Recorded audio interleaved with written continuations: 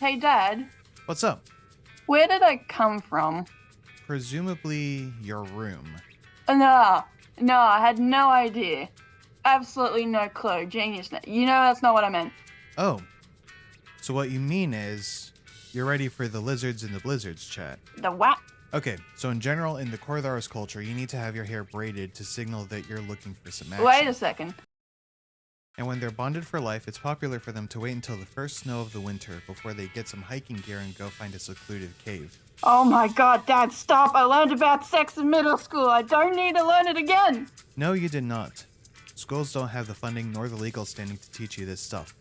Anyway, when they're nice and comfy in the cave, the tent pitched and the campfire burning, the Rostar will kneel in front of the Jovian, no! And after that, it's customary for the Rostar to give the Roskev a gift for their troubles. It was money when they invented money, but it's since become a home-cooked meal. And that's it.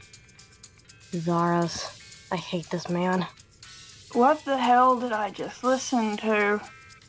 It's a traditional Kortharos mating practice. That was not what I was asking! Oh, my bad. I didn't realize you wanted to know where you specifically came from. That's embarrassing. Sweet baby Jesus. Jovian, quit traumatizing your daughter and just tell her where you found the egg already. Thank you! Alright, jeez. Come on. I'm going to need therapy after this. This is it.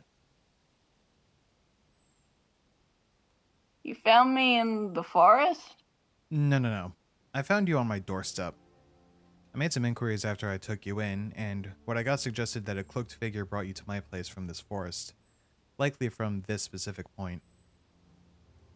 Wonderful. Yeah, that's all I really know. So, let's head back. Wait. That's weird. What? My rift device isn't working. There's only 3 conditions where it wouldn't work.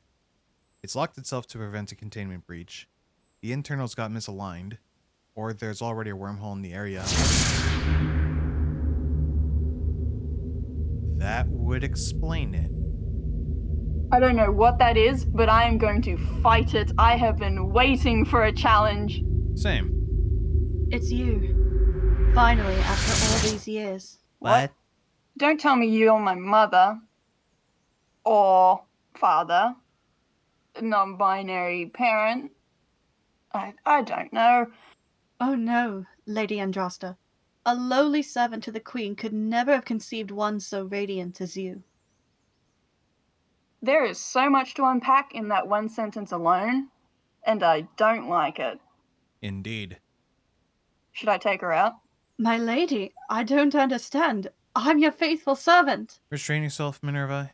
This one has some explaining to do. Right. Sorry, Dad. Dad? Oh, yes. The Pale Father. I'm not that pale. Yes, you are. You have guided our Queen to her home. Your part in the prophecy is fulfilled. Oh, sorry. Prophecy? Get all them tea. I hate soothsayers. My apologies. Let me explain.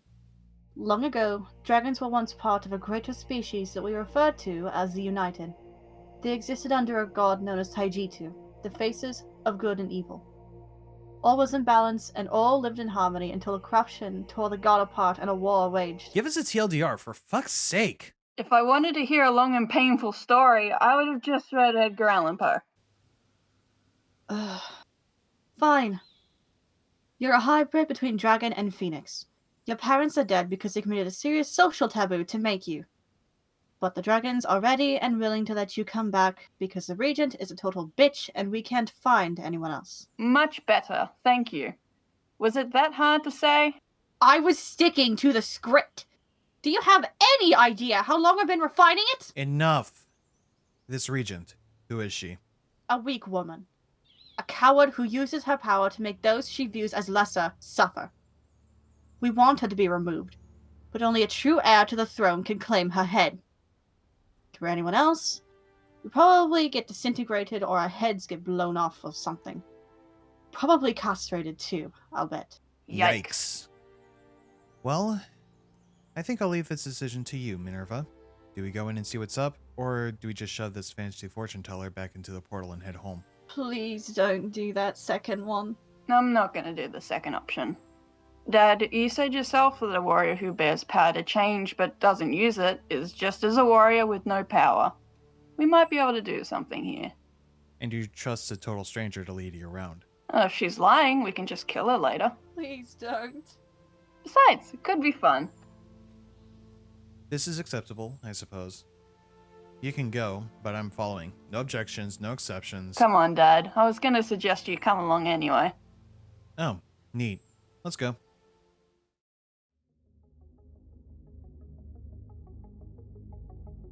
When we crossed through the rift between worlds, we found ourselves in a dark and cold place, as though there could never be a sun to grant light and warmth to a place like this.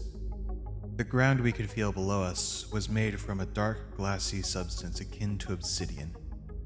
The sage held aloft a light to reveal the path forward, revealing jagged rocks all around us. I took a chance to look at the sky, and found the only celestial body this land has. A planet, one half cracked and the other half shattered, as though something catastrophic tore the Earth itself apart. It was then that I realized we were standing on one of the shattered pieces of the planet. How are we breathing right now? Ancient magic. Try not to think about it. It gets unstable when someone thinks about life support for too long. Figures. We traveled inland, passing by ancient ruins and barren wastelands created by catastrophe. As we got closer, however, we started to see more complete structures, with cyan light slowly pulsing through them. The first plant we saw, however, was a flower we instantly recognized as being born from magic. Then another, then two more. The closer we got to our destination, the more plants we saw. We eventually reached the edge of civilization, and we could feel eyes watching us. Draconic eyes. All some shade of teal, or cyan, or violet, or crimson.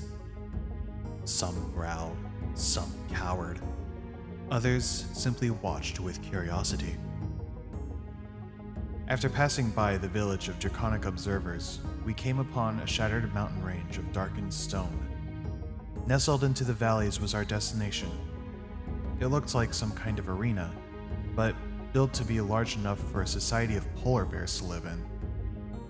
A single spire rising out of the back of the ring towered over the main structure. What I couldn't shake was a feeling of it being some kind of maw that swallowed any hope or light it came across. When we entered, we found that it was truly a maw. A negative space filled the center of the structure, like something had tunneled straight through the fragment of the planet. We saw stars above and below, understanding that there was no going back if we fell off the bridge we now had to cross to get where we were being brought. Still, we persisted. Once we were safe on the other side of the bridge that spanned the abyss, we weren't given time to observe all the different rooms we passed through on our way to our final destination. A pair of tall doors marked the end of our journey, guarded by two dragons the size of Clydesdale horses. The sage spoke in a language I didn't understand, and the dragons dipped their heads in reverence before opening the door. The room was large and dark, naturally, but it was built in such a way it felt like we were inside a ribcage. Torches of magical power dotted the room with enough light to illuminate the figures in the room. Servants constantly on the move, but now all stopped to witness the new arrivals. At the heart of the room was a throne of steel-like scales. Sitting on that throne was a creature we guessed was the regent, clad in indigo robes, with a crown that mimicked the self-devouring Ouroboros. What pathetic creature has entered my chamber without my blessing? Hello! Do you have a moment for our Lord and Savior Vega Jova? We are not doing that bit right now, Dad. Ah, it is as it was foretold.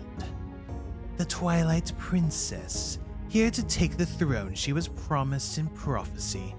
Unfortunately for you, those who made it were fools I had executed long ago.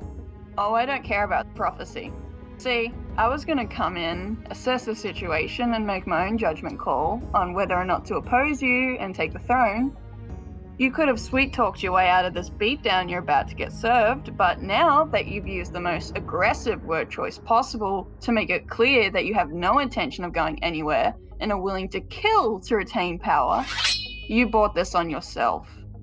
Hey Minerva, if you make it out of this alive and someone tries to arrest you for regicide, call me. Thanks. I haven't had a proper fight in years. Show me something good, and I might let you live. Well, this escalated quickly.